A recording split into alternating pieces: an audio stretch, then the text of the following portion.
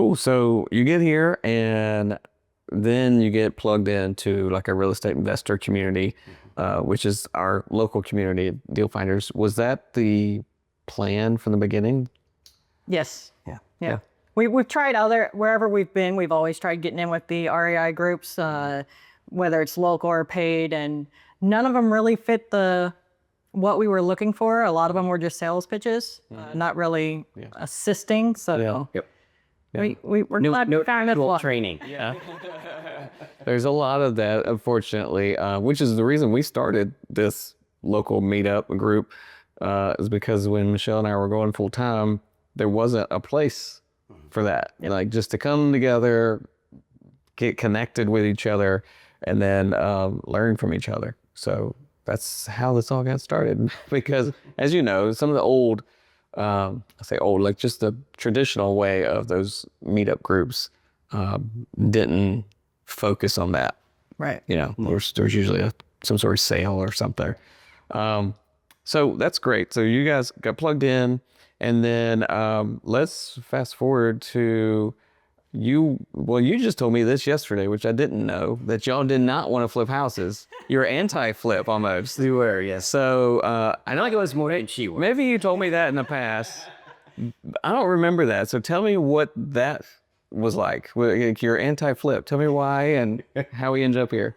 I watched enough HGTV to know that those were not realistic prices, and saw enough stories and things. Again, we've been really interested in real estate. We have rentals that we've had past houses that we turned into rentals. Sure. So that wasn't new to us. Rehabbing a rental wasn't new to us or our own house.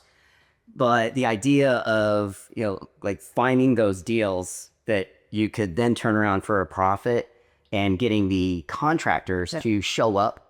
We came from areas where they didn't show up. Yeah. Or if they did, it was 3 weeks later, and we're just like, there's no way you can do this. Yeah. And we also wouldn't, before we wouldn't touch any kind of bad electric, no kind of sloppy floors. Like we were cosmetic and rehabbers on rentals. Yeah.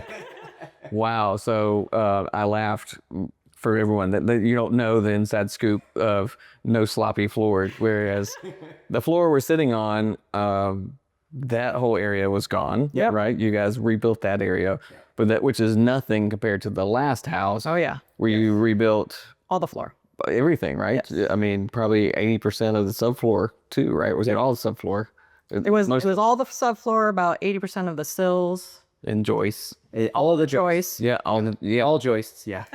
Complete.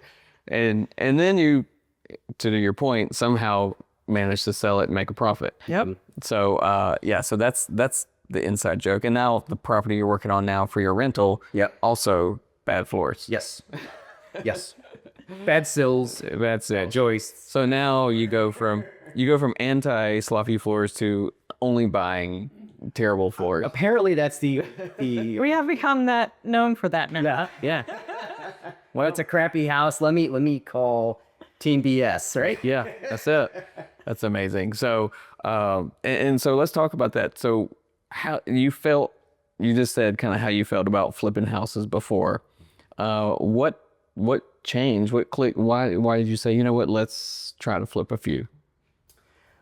To be honest, it was coming to the Deal Finders meetings, getting actual training there, and then hearing from people that were already actually doing it. Yeah. Right. I mean, you see it plenty of times on Facebook, or you hear about it in those meetings where they're going to sell you something, and you felt like you had to buy their product to be able to do this. Yeah. And so we saw and talked to people that were doing it in this local area.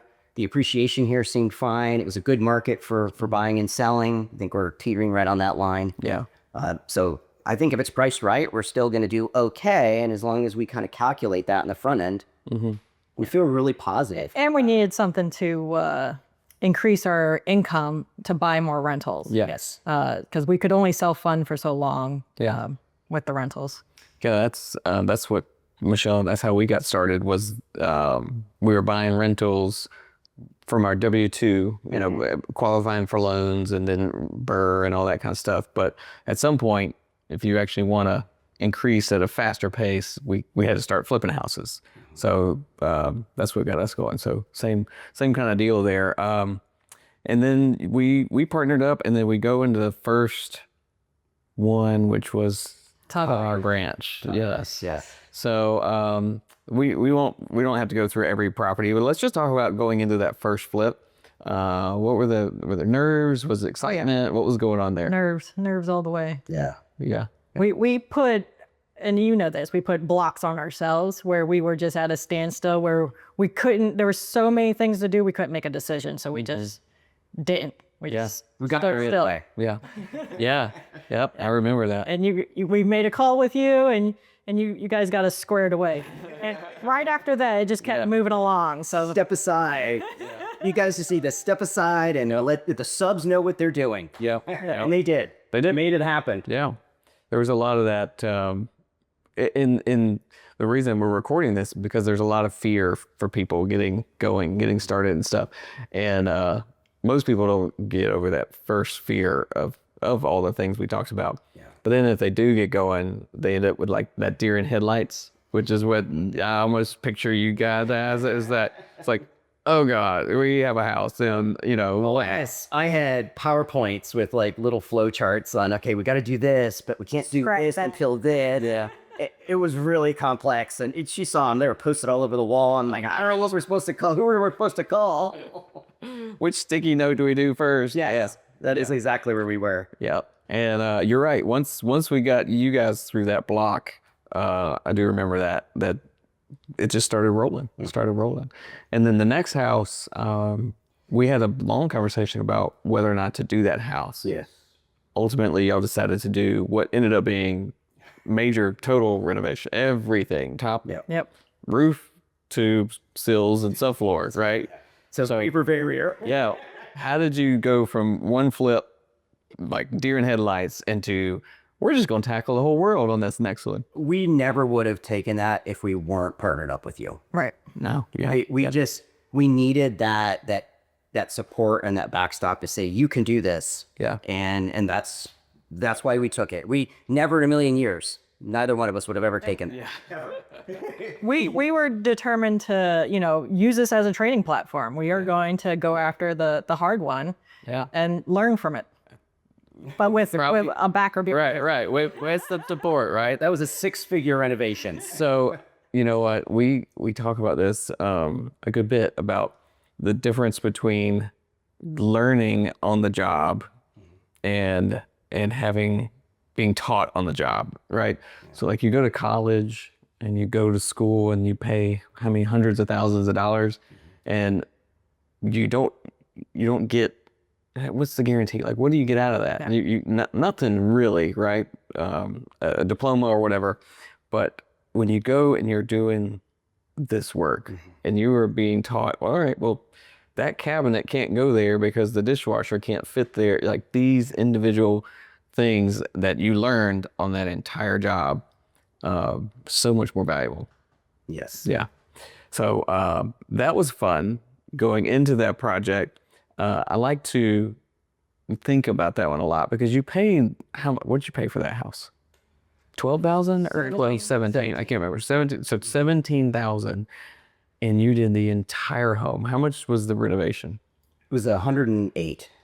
So you 108? Yeah. So paid 17 and renovated for 108. We did a lopsided renovation. Whereas before, you guys were looking for easy cosmetic rentals, which you might pay 108. Right. And put 17 in.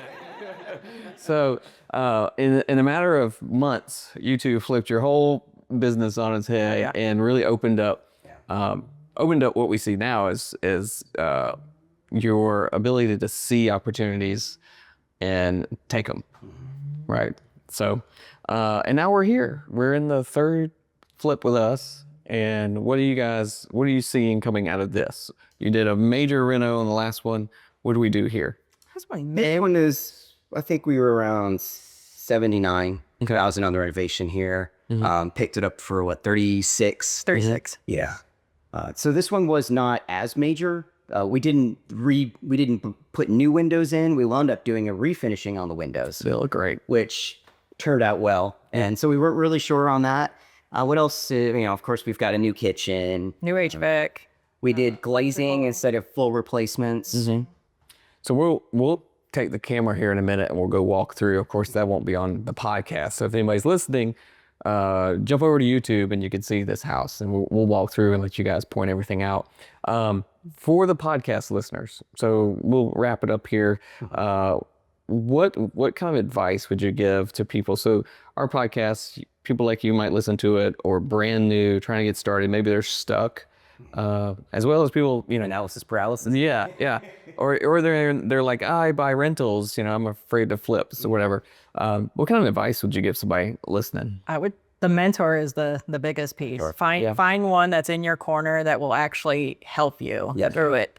Yeah, I love that. Key piece. Yes. So you guys know how Michelle and I got started, but they may not have heard that story. But when we decided that we were going to flip houses, because the same deal, we needed to make this move faster.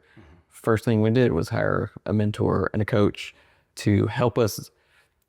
We didn't have time or energy because we had two youngins. We didn't have time or energy to do trial and error to figure it out.